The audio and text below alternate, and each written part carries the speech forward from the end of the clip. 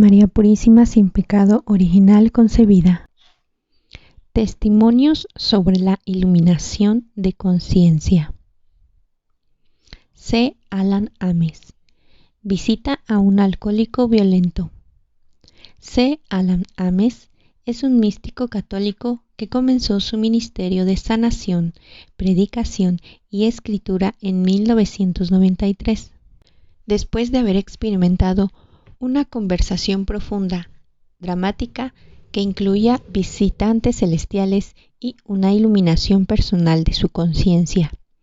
Desde entonces, el Señor le ha enviado por todo el mundo para sanar y convertir a miles de personas, a través de su celo santo y de los extraordinarios carismas con los que el Señor le ha dotado.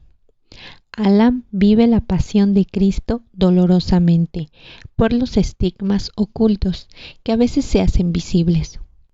Hasta hoy ha publicado más de 20 libros y sigue recibiendo mensajes de la Santísima Trinidad y de los santos. El ministerio de Alan goza de pleno y explícito apoyo del arzobispo Perth, Australia, donde reside. Véase www.alanames.org.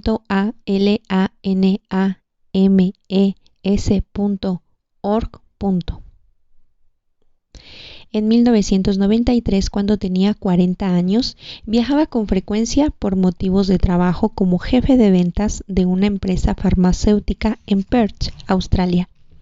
En uno de mis viajes de trabajo, volé a una ciudad llamada Adelaida y cumplí con mi monótona rutina de registrarme en un hotel y sentarme en la cama a ver televisión.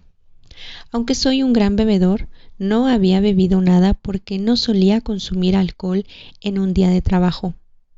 Mientras veía las noticias de la noche, de repente, justo delante de mí, apareció un hombre de aspecto espantoso, que extendió sus brazos hacia adelante y empezó a estrangularme. Tenía la piel oscura y los ojos saltones, con los labios retraídos en un gruñido que dejaba al descubierto sus horribles dientes. Pero no me preocupaba tanto su aspecto como el que me estuviera estrangulando. Intenté usar mis maniobras de artes marciales contra él, pues había sido capitán del equipo australiano en los campeonatos mundiales de Aikido, pero mis manos pasaban a través de su cuerpo.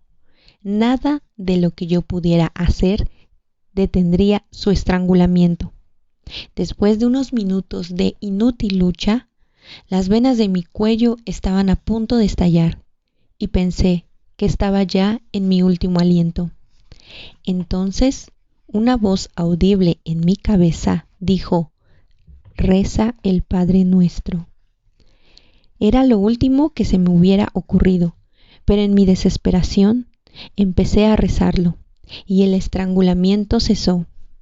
Entonces paré y el estrangulamiento se reanudó.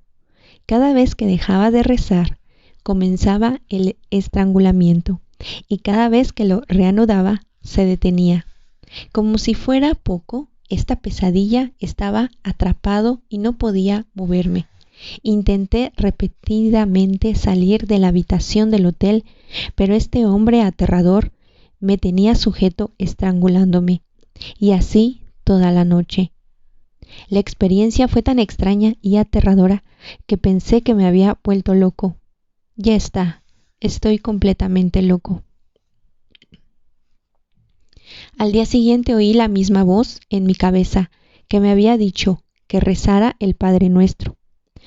Me dijo que era un ángel enviado por Dios para ayudarme. Yo no creía en la existencia de los ángeles. Para mí no eran más que hadas de fantasía. Él dijo que lo había enviado porque me amaba y quería mi amor. Mi vida era una vida oscura cuando el ángel comenzó a visitarme. Incluso cuando oí su voz, todavía no creía que existiera. Así que le dije: «Demuestra que eres real», y lo hizo. Empezó a contarme diferentes cosas que sucedían en mi vida, que compartí con mi esposa, y para nuestro asombro, todas se hicieron realidad. El ángel era amable, pero no le hice caso. Así que en su lugar, Dios envió a la artillería pesada. Una noche, cuando estaba de nuevo en la ciudad de Adelaida, pero alojado en otro hotel, Santa Teresa de Ávila apareció en mi habitación, vistiendo un hábito carmelita de color marrón. Su rostro era de aspecto duro y severo, como el de una estricta maestra de colegio. Me dio una patada por detrás, diciéndome que tenía que cambiar mi vida por completo para no ir al infierno, que luego me describió con espantoso detalle. Eso me despertó.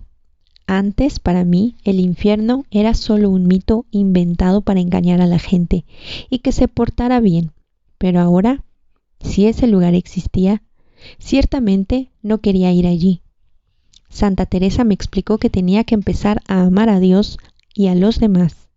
Cada persona, dijo, está creada a imagen de Dios, y amar a Dios significaría naturalmente amar a las otras personas, sin importar sus diferencias o su comportamiento hacia mí. Luego me reveló lo que también podría ser mío. Me contó todo sobre el cielo. Ahí es donde quiero ir. Puedes llegar al paraíso, me dijo. Cualquiera puede, si vives tu fe católica. Tienes garantizado el cielo. Entonces insistió, reza el rosario, y me pidió que fuera a buscar uno. No quería rezar era aburrido, así que busqué excusas. ¿Dónde puedo conseguir un rosario a estas horas de la noche? Hay una tienda a la vuelta de la esquina que está abierta y vende rosarios. ¿A las 9:30 de la noche? Imposible. Ve allí. Esto es una locura, pensé para mis adentros. Mientras salía, dando la vuelta a la esquina, vi una tienda de artículos religiosos. Estaba abierta y estaba almacenando el inventario. Santa Teresa me llevó al piso de abajo, donde había muchos rosarios expuestos. No podía creerlo. Me mostró un rosario marrón, que más tarde descubrí que era el color de la orden de los carmelitas a la que ella pertenecía. Coge ese, me insistió. Rosario en mano, volví a la habitación del hotel. Parado frente a Santa Teresa, reanudé mi letanía de excusas. No puedo rezar esto, tantas oraciones, demasiados Aves Marías y Padre Nuestros. No puedo hacer esto. Cada noche, a modo de póliza de seguro, estaba acostumbrado a hacer 10 segundos de oración. Me imaginaba que si moriría mientras dormía, Dios me llevaría al cielo, es decir, si existía. Reza el rosario, insistía, y reza los 15 misterios, lo que equivale a 3 rosarios enteros. No me gustaba la oración, así que empecé una gran discusión con Santa Teresa. Debes orar, dijo, y debes rezar el rosario, porque corres el riesgo de perder tu alma. Irás al infierno si no cambias. No hace falta decir que ella ganó la discusión. Realmente no conocía el rosario, así que ella me explicó cómo rezarlo. Me dijo que debería verlo como una ventana a la vida de Dios en la tierra, que debería ponerme al lado de Jesús y caminar con Él a través de su vida. Haciendo esto, su gracia llegaría a mi interior y me dejaría tocar de una manera poderosa. Cada oración del rosario, me dijo, es un paso para alejarse del mal y un paso hacia Dios. Mira el rosario como una cadena que cuelga alrededor del cuello de Satanás, que le asfixia y romperá su garra sobre ti. Desde que empecé la primera oración del rosario, sentí una paz, una felicidad, una emoción interior. No podía dejar de reír y no podía dejar de llorar.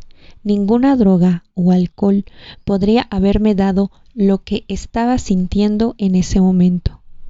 Cuanto más rezaba, más fuerte se hacía este sentimiento hasta que de repente había acabado con los 15 misterios y quería continuar. ¿Por qué me pasa esto?, le pregunté a Santa Teresa. Cuando veo a otras personas orando, casi siempre tienen caras largas y aspectos miserables, como si lo hicieran a fuerza. Sin embargo, esto es realmente gozo y maravilloso. ¿Los demás no experimentan lo que yo en la oración? Bueno, A menudo ellos no, respondió, porque muchas veces cuando rezan están pensando en sí mismos. Se centran en sus vidas, sus problemas, sus preocupaciones. Cuando te centras en ti mismo, Dios se hace a un lado. Cuando Dios ocupa un segundo lugar y el tuyo es el primero, tu corazón realmente empieza a acercarse a Dios, pero evita que su gracia te llene. Sin embargo, cuando en tus oraciones te centras en Dios y miras más allá de ti mismo, más allá del mundo, es cuando tu alma se abre y Dios derrama su gracia en abundancia en lo más profundo de tu ser. Dijo que yo debería decir a la gente que cuando empezaran a rezar, lo primero que deberían hacer es dirigirse al Espíritu Santo y decir: Señor, no puedo orar adecuadamente, soy débil, soy humano, soy frágil, me distraigo con facilidad, pensando en mí mismo y en el mundo. Pero tú, Señor, me llevas más allá de eso. Ayúdame a rezar debidamente. Ayúdame a centrarme en el Padre y en el Hijo y en ti, el Espíritu Santo, para que mi alma pueda abrirse y yo pueda recibir la gracia que está ahí para todos los que rezan. Ella continuó: en cuanto haces eso, en cuanto buscas la ayuda de Dios en la oración y en todo lo que haces, puedes empezar a experimentar lo que la oración está destinada a ser, un alegre regalo del amor de Dios. Si la oración es una carga, una tarea, un deber, es porque está centrada en uno mismo y no en Dios. Recuerda, en todas las cosas Dios debe ser lo primero. Mira a Dios en todo y entonces recibirás su gozo en todo lo que hagas. En los momentos de tentación, cuando me sentía débil y muy solo, herido, rechazado y no amado, el recuerdo de las palabras de Santa Teresa me liberaba y fortalecía. Cada vez que sientas el deseo de hacer el mal, piensa en Jesús, piensa en su nombre, piensa en el sufrimiento de la cruz o mira la hostia frente a ti. Concéntrate en eso y verás cómo tus deseos desaparecen. Poco después de que Santa Teresa de Ávila me visitara, otros santos vinieron a hablarme también. Los tres primeros fueron San Esteban, San Andrés y San Mateo, que me animaron a leer las Sagradas Escrituras, lo que hice. Un día que fui a misa, al terminar, mientras me arrodillaba y rezaba frente a una imagen del Sagrado Corazón de Jesús, de repente empezó a emanar una luz blanca y con sorpresa cobró vida ante mis estupefactos ojos. Entonces la imagen se transformó en nuestra Madre bendita, vestida de blanco, emanando luz desde su interior. Había tanto amor en su sonrisa y su belleza que no podría expresar con palabras. ¿Cómo puedo describirla adecuadamente? Sus ojos eran azules y su cabello negro. Puede que tuviera la altura de mi esposa, alrededor de unos 68, pero esto dice poco. Pude ver su corazón rodeado de rosas blancas y superpuesto al Sagrado Corazón de Jesús. Nunca había oído hablar del Inmaculado Corazón de María, y solo al día siguiente, dando un vistazo a una estampa, me di cuenta de lo que había visto: sus dos corazones como uno. Me quedé aún más sorprendido cuando la Virgen María comenzó a hablarme desde la imagen viviente. Sus primeras palabras fueron: ora, ora, ora. Desde mi confusa e imperfecta lógica, eso significaba triplicar mis rezos del rosario. Así que empecé a rezar muchas decenas del rosario, todos los días. María también me dijo que era mi madre y que Dios le había dado una gracia maravillosa para acercar a la gente al corazón de Jesús. A partir de ese momento, ella me visitaría y haría precisamente eso. En 1994, la Virgen María me dijo un día: mi hijo viene a ti. Y ante mí estaba Jesús en la cruz, diciéndome que me amaba y que quería perdonarme. Fue el día más grande de mi vida, pero también el más difícil, porque me mostró todos mis pecados, desde mi infancia hasta el presente, los cuales habían contribuido a su sufrimiento y muerte. Eran muchos. Parecía como si hubiera pecado cada segundo de mi vida. Vi cómo cada vez que había herido a alguien estaba hiriendo a Jesús. Cada vez que decía una mentira, mentía a Jesús, mientras Él sufría y moría. Cada vez que hablaba mal de alguien, estaba bajo la cruz con los que hablaban mal de Jesús, mientras Él colgaba en agonía. Cada vez que me burlaba de otros, me burlaba de Jesús mientras Él moría por mí. Incluso el pecado más pequeño, incluso los pensamientos que tenía hacia los demás, de aversión, ira, odio o frustración, parecían enormes. Y ver mis pecados graves fueron absolutamente espantosos. Jesús me mostró el estado de mi alma. Estaba podrida.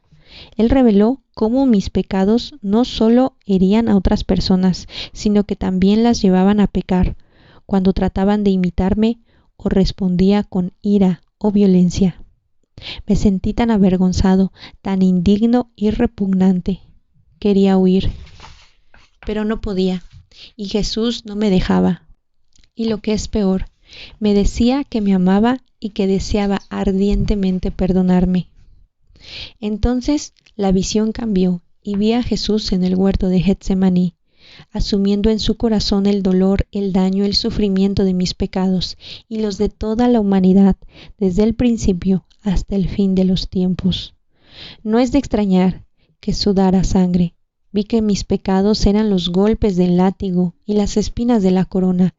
Vi a Jesús cargando la cruz, a mí mismo, sentado encima de ella, con mi orgullo, haciéndola cada vez más pesada. Vi cada uno de los clavos, la lanza. Vi a Jesús colgando en la cruz, amándome y gritando que me quería perdonar, por mucho que le hiciera daño. Durante todos esos momentos, Él dijo: yo seguía ahí, a tu lado, amándote. Caí al suelo llorando, viendo cuánto había herido a mi dulce y manso y maravilloso Señor a lo largo de la vida. No quería vivir. Le supliqué a Jesús que me dejara morir y me enviara al infierno, porque no sentía que debiera existir más. Pero Jesús seguía llamándome.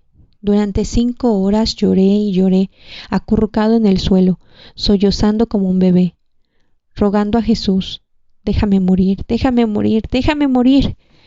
Ver su sangre corriendo por su cara, mientras me llamaba a su sufrimiento y me decía: te amo y quiero perdonarte. Fue el dolor más profundo que he sentido en mi vida. Por un momento, con su gracia, reuní el valor para pedir su perdón. Atravesando un abismo de vergüenza, le dije: perdóname, querido Jesús. Te perdono, respondió. En ese momento sentí como el tremendo peso del pecado se desvanecía. Su amor tocó mi alma de una manera tan maravillosa que ya no quise perder su presencia nunca más. Sabía que poseerlo era lo más importante en la vida. Me sentí restaurado, renovado, una persona diferente. No podía dejar de decir a Jesús que le amaba y que quería amarle siempre. Sabía que no podría volver a hacerle daño a propósito, y nunca más quise estar lejos de él. Me enamoré de Jesús ese día y entregué mi vida totalmente a Dios. Después de haber pedido perdón al Señor, Él me dijo: ve a confesarte. Un momento, respondí. He pasado 5 horas llorando, rogándote que me dejes morir y que me envíes al infierno, mientras me mostrabas todos los pecados que cometí y luego dijiste que me perdonabas. Ahora, ¿por qué tengo que ir a confesarme? Creía que la confesión era un alarde de autoridad del sacerdote. Después de decirle lo que has hecho mal, te regañaba, te impone algunas oraciones como castigo, luego sales, las dices tan rápido como puedes y sales disparado de la iglesia. Y la próxima vez que ves al sacerdote, le rehuyes. Conociendo mis pensamientos, Jesús me dijo, no es eso en absoluto. Necesitas tener la gracia a través del sacramento para ayudarte a superar tus debilidades. Así que aprendí directamente del Señor que Él nos dio la confesión para ayudarnos, fortalecernos, purificarnos, limpiarnos para acercarnos cada vez más a Dios y para sanar nuestras almas. Es importante que vayas, me dijo, debes confesar todos tus pecados. Así que fui al confesionario y dije en esencia, por favor, Padre, perdóname porque he pecado. He robado esta pequeña cosa y he dicho esta pequeña mentira, y perdóname por cualquier otra cosa que haya hecho. Me imaginé que eso sería suficiente. No quería que el sacerdote supiera lo mal que yo estaba realmente. Cuando salí del confesionario, Jesús dijo, ¿entiendes que cuando no confiesas todos tus pecados, te aferras al dolor, a las heridas y al sufrimiento que viene con ellos? Si no confiesas todos tus pecados, es fácil que Satanás te lleve a pecar más porque no solo te sientes mal contigo mismo, sino que también ese pecado reside en tu corazón, en la profundidad de tu alma. Sigue habiendo una debilidad allí, una puerta de entrada donde el mal puede entrar y alejarte más de Dios. Es también importante que continúes reconociendo tus errores y una vez que lo hagas, confiésate y pide perdón. No los arrincones y digas que no son importantes. Entiende que es importante librarse de cada pecado. Volví al sacramento de la reconciliación al día siguiente y confesé todos los grandes pecados que pude recordar. Estuve en el confesionario tanto tiempo, llorando y gimoteando, que empecé a sentir mucha lástima por el sacerdote. Muchas veces había dicho a San Esteban y San Mateo y a San Andrés, ¿por qué yo? Hay tanta gente buena que viene a la iglesia porque ama a Dios, tanta gente con fe, y sin embargo me habla a mí que he sido tan malo, que soy tan malo. No entiendo nada. Ellos me explicaron, es porque Dios te ama, y te ama como a cualquier otra persona. La única diferencia es cuánto amas tú a Dios. También el que Dios se te aparezca a uno que estaba tan lejos de Él muestra que su amor está ahí para todos, incluso para el más grande pecador, no solo para unos pocos elegidos. Cuando Jesús me perdonó desde la cruz y lo acepté, le dije que haría todo lo que me pidiera, cualquier cosa, y Él me sostiene en eso. Cada vez que no quiero cumplir alguna petición suya, Él me recuerda esa promesa. Cuando Dios llegó a mi vida, lo primero que quise hacer fue dejar el oficio que pensé que nunca dejaría para poder hacer su trabajo. Y eso fue exactamente lo que Jesús me pidió.